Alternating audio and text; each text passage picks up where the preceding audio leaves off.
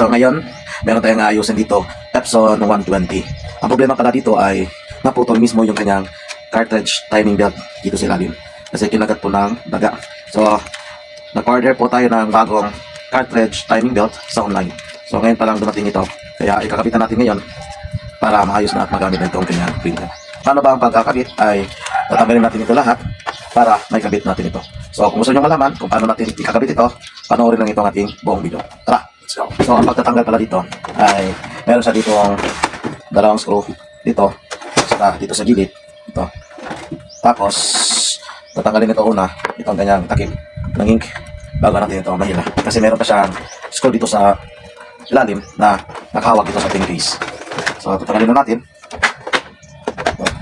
Tatanggalin na itong slider. Ayan. So ilapit ko pag para makita ninyo yung ating pagtatanggal. Okay. So ito ba yun? Tapos dito dalawa, 1, 2, tatanggalin natin. Bali, anin po yung kanyang tornilyo na nakakabit ito sa ating housing ng printer. Ito at ito. Tapos hilay na natin ito para matanggal. Ilapit lang yan. Okay. Tapos and then balik natin ito, takip, saka itong takip dito para hindi tumagas yung ink. Bakit natin tinanggal? Kasi hindi natin mahila kung merong itong takip. Dan ito yung sabi ko, dalawa. Ito. Tanggalin natin.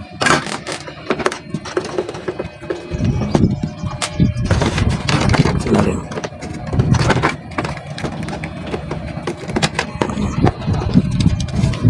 Ayan. So, tanggal lahat. Dito na natin ilalagay. Pag natanggal na lahat yung kanyang tornilyo, hilahin na natin ito. So, ano makadala? Sa ilalim, sa yung ilalim natin. Ayan, para kita ninyo. So, kinagat talaga na daga mismo yung kanyang belt. Ito, naputol talaga. So, hindi na siya pwede. Kaya, kailangan talagang papalitan. Pag tanggal na lahat, so dito yung una nating tatanggalin para mayangat natin itong kanyang cartridge or itong kanyang printhead. Sukin ko muna yung lock. Ayan. Susuk ko yung lock. Ayan. So, and then ito. Ayan. And then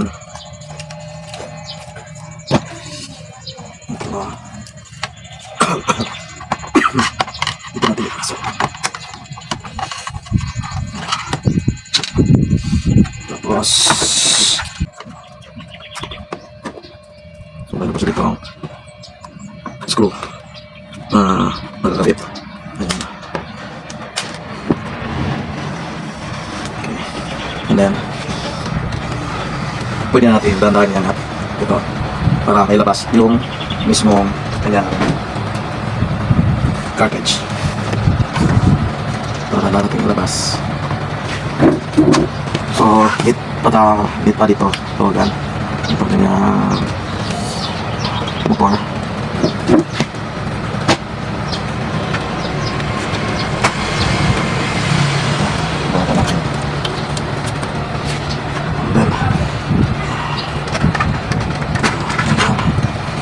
Tapos lumaga na para matulak natin palabas. Ito luluwagan natin para maluwagan ito ang ating flex. Tagay ko na dito sa lalim. Kasi dito kapit naman ito. Tsaka ito kapit naman. So maluwagan muna ito itong flex natin. Ayan, para maluwagan and then mahulog. So ito luluwagan natin.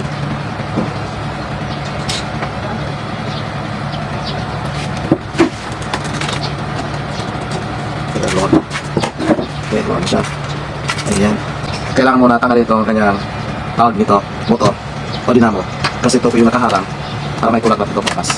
Ito yung nakaharang. Kaya hindi natin mailabas yung ating cartridge.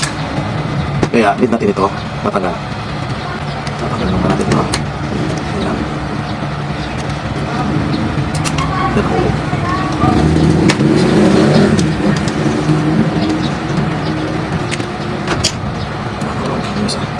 Okay, so tanggal na.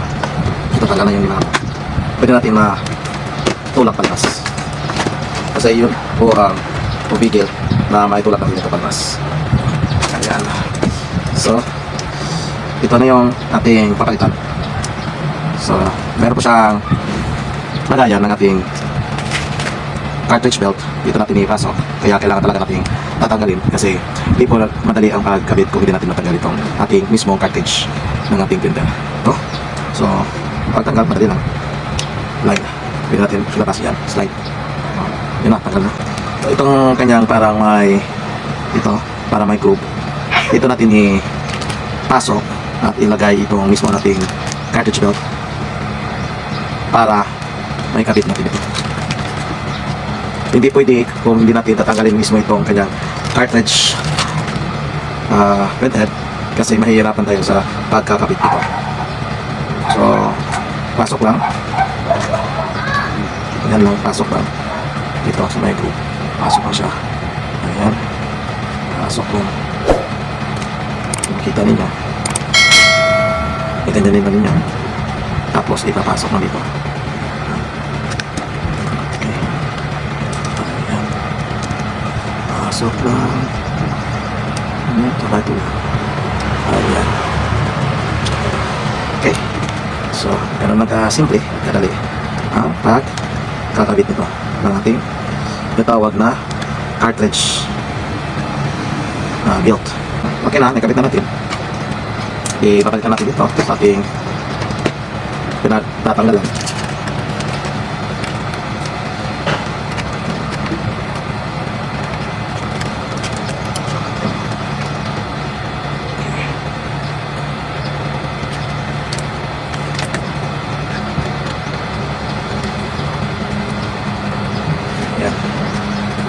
So, ibalik na natin.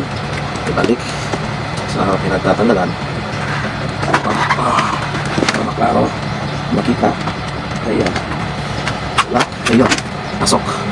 Wala. Ayan. Wala. So, may pasok na natin. And then, kung ano yung mga tinanggal, ay kagalit natin balik. Okay. Make sure lang na maayos yung pagka-balik natin.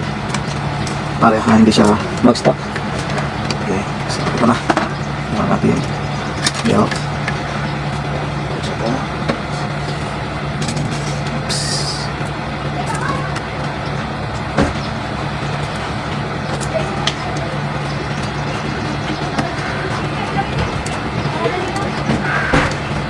Ito, pasok natin sa cartridge. Pag yung kakabilaan, lagyan natin ng belt. Pasok.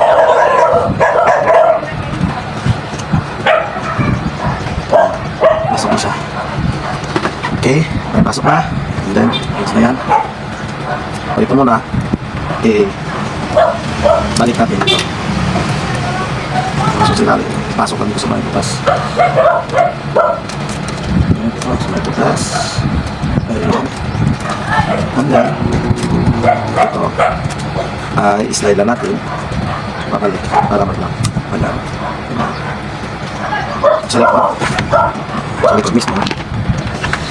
Tinanggal natin na tawag dito flex. So ito malaki, dito natin kakabit. Ayan, hindi naman tayo magkamali dito kasi dalawa lang po yung paglalagyan ng flex. So goods na yan. And then dito na tayo sa ating tinanggal na screw dito. So ito sa dito natin kakabit para mailak natin ang ating printer. Ayan. Okay. Ayan. And then yung tinagal natin na dinamo. Lagyan natin na dinamo. Kakabit natin dito para klaro. So una nating ikakabit pala itong ating paglalagyan ng belt ay dito muna para hindi tayo mahirapan sa pagpasok, kasi pwede naman natin itong matulak forward. Pwede sa matulak forward yan para mapasok natin itong ating belt. Ayan. Kasi masyadong mahirap kung hindi natin maayos ang pagkakabit ito sa ating katawag na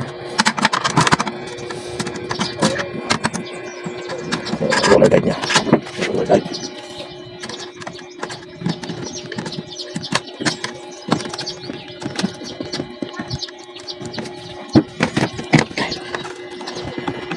Yan. Ating hilain. Yan, tanggal. Oops. Wait muna. Tanggal muna. Tanggal ang lock. Okay. Iayos muna natin. Paglalagyan natin. Tanggal. So ngayon, nakikabit na natin. Tinanggal natin yung spring para mapasok natin. Madali yung belt.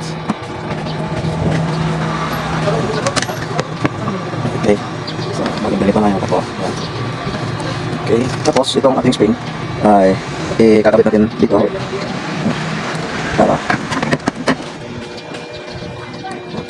pasok natin. Tinanggal ko ang spring para madali natin mailagay yung ano natin, yung tawag dito.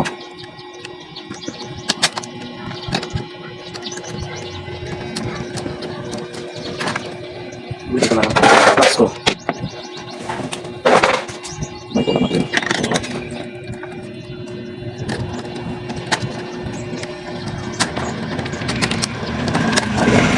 Okay.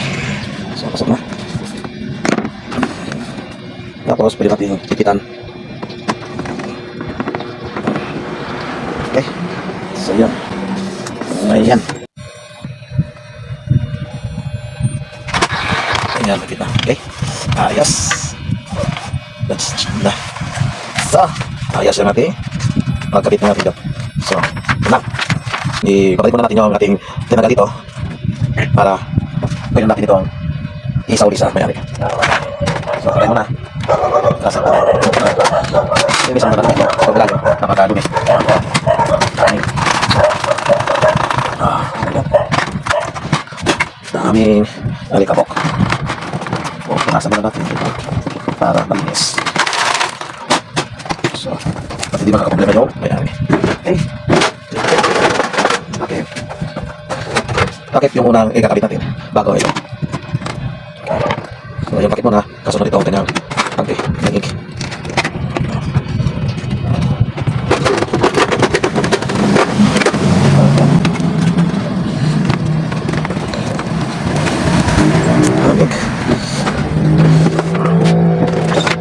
Sorry. Ayan. Tapos, magandang natin na. Let's go sa natin. Yeah.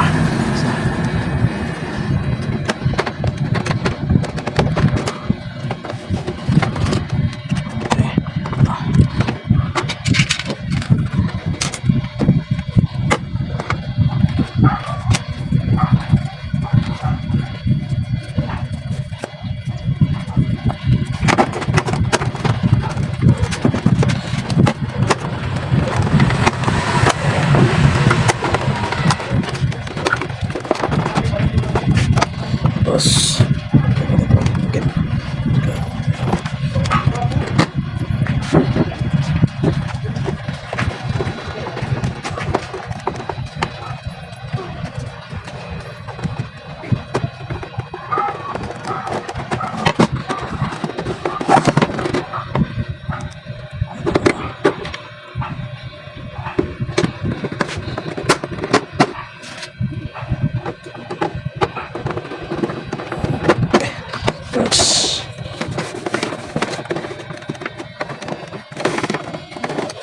Testing ulit para may takip para kita niyo yung ating magawa.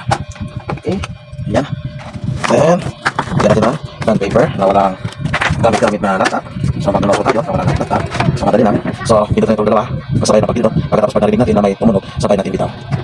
So, ayan, bitaw. So hintayin lang na mag-download yan. Palabas dito sa ating printer.